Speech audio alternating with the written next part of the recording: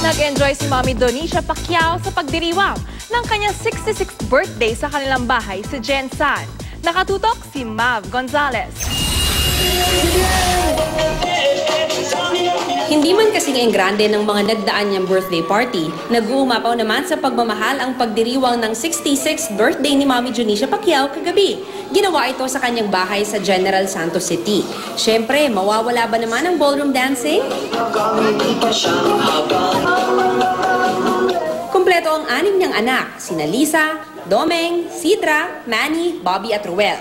Naroon din ang boyfriend na si Michael. Siya ang nagbuhay ng puso ko. Siya ang bumubukas sa pusong natulog na. Naitanong tuloy kung may plano na silang magpakasal ng kanyang nobyo. Dapat pag-isipan pa kung handa na ba kayo matanggap ng sakramento. Kay kung ako matali na, okay lang sa akin. Birthday wish naman sa kanya ni Manny. She will build her relationship with the Lord. Samantala, hindi naman daw nababahala si Mommy D sa pagsilip ng BIR sa kanyang tax. Tingnan lang nila kung marami ba akong building ipagawa dito, negosyo. Wala man.